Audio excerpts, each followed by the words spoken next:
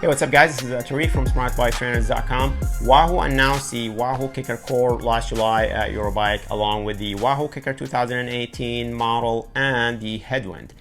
This is WAHOO's first attempt to enter the mid-range trainer market, and that mid-range trainer market, those are the direct drive trainers that fall between the $700 price range and the $1,000. So anything above that, then you're looking at the higher end trainers.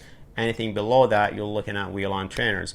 So today we're going to talk about the trainer specs, what you'll get in the box, the accuracy, noise, and we'll talk about whether you should spend $900 and get the KICKR Core or spend additional $300 and get the high-end WAHOO KICKR. So for now, let's talk about the specs and see what you get with for $900. So the KICKR Core comes with a dual ANT plus FEC and Bluetooth, just like all the other WAHOO trainers. So it is compatible with Zwift, Trainer Road, Sufferfest, and any other training app out there that support those protocols.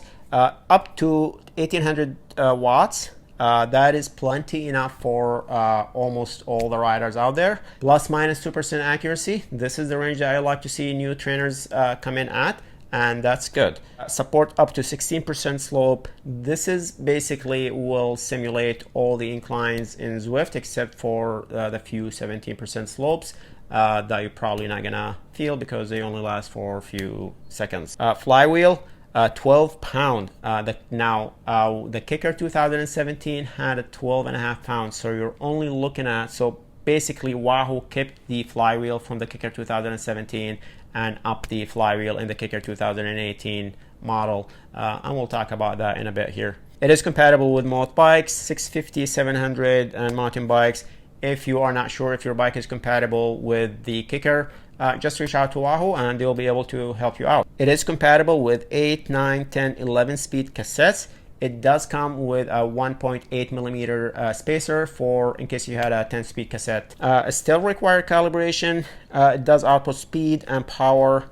No cadence measurement built into the trainer, and also WAHOO does not include a cadence sensor with this one. It is priced at $900, and also it is compatible with the KICKR Climb. This one does not come with a cadence sensor, and you need to provide your own cassette, and you have to have the tools to install the cassette, or just take it to your bike shop and they will do it for you. It'll only take a minute or two to get the cassette installed. So the trainer come unassembled, and you will have to basically just put the legs together and a cassette.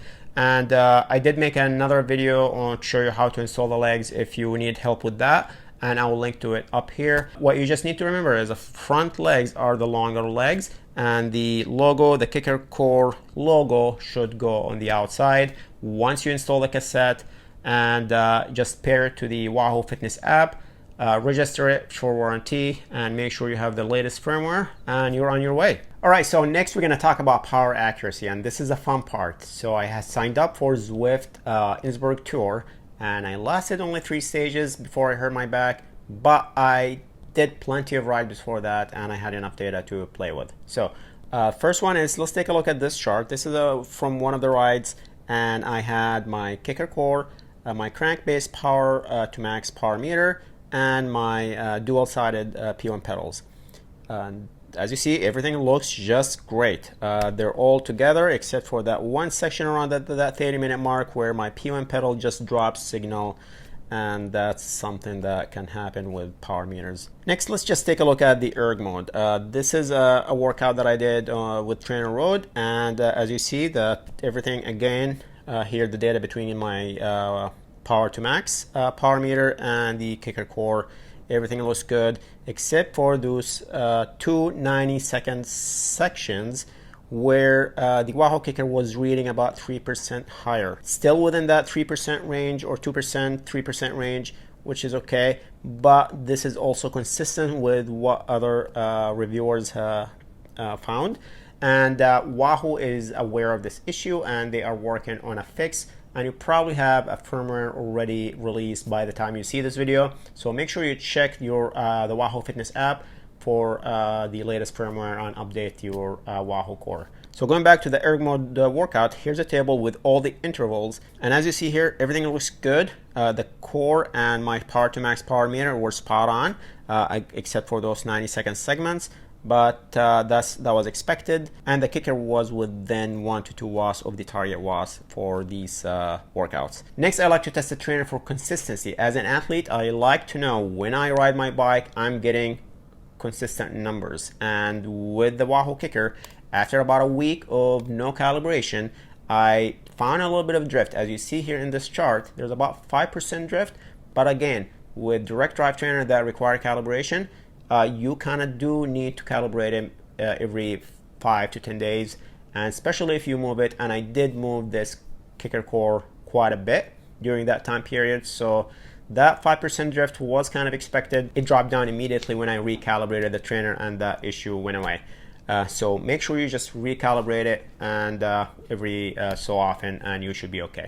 The other cool feature with the WAHOO trainers is the power match feature, and basically it allows you to pair the WAHOO KICKR to your power meter, an ANT plus power meter, and the WAHOO KICKR will use your power meter as a source for that data and adjust resistance according to your power meter, not the power reading from the KICKR. This is great for athletes who wants to use one power meter when they're training, and also you don't have to calibrate the trainer anymore since you're using your own power meters. So if you want more information on that, I have a link. I did a video on that one, and also an article that you can find on smartbiketrainers.com, and I also have a link to it in the description below, so check that out. As far as noise, we went from this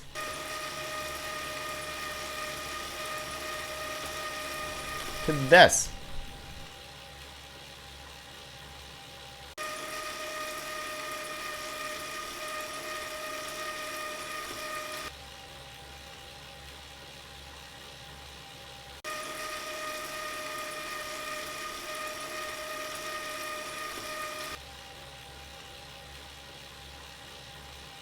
So what do you think? I think WAHOO did a great job taking that noise level down. If you live in an apartment or a house and your wife or kids complain about the noise of the WAHOO KICKR, I think there's a reason for you here to upgrade. I think you'll be very happy with how quiet these trainers are. You're only gonna hear the fan and your drive terrain. All right, now let's go back to that big question. Do you get the WAHOO KICKR Core, or do you spend that extra $300 and get the big KICKR? To help answer that question, let's take a look at this table.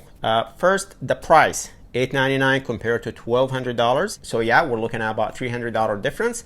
Max power, the KICKR Core, 1800 watts, the KICKR 2018, 2200 watts. For most of us, that doesn't matter.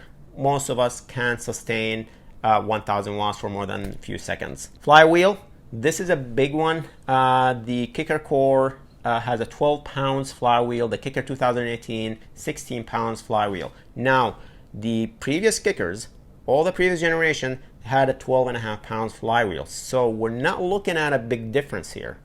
This is a 12 pounds compared to 12.5 pounds, and everyone was happy with the previous KICKRs. So is it that big of a difference? Not really. Unless you put the KICKR 2018 side to side with the KICKR Core and ride it for a few minutes and jump on the other one and ride it to compare, you're not going to really see a difference. I personally have both now, and I didn't find that big of a difference. So and I think the 12 pounds is plenty enough to give you that good road feel, good inertia, to make you feel like you're riding outside. Accuracy, both of them plus minus 2%, so that's good. Now max grade, 16% for the Core, 20% for the KICKR 2018. Now that is one specs that I can understand. It's much better to have a 20% compared to 16%, but for most of us, especially if you ride Zwift a lot, or if you do a lot of erg workout, it doesn't matter. And with Zwift, the max gradient is 17%, and you have to have that trainer difficulty slider all the way to 100% to experience that. So for the majority of us, 16% is more than enough. Now, cassette is not included with the KICKR Core, where it is included with the 2018 KICKR, and cadence sensor also is not included, but it is included with the 2018 KICKR.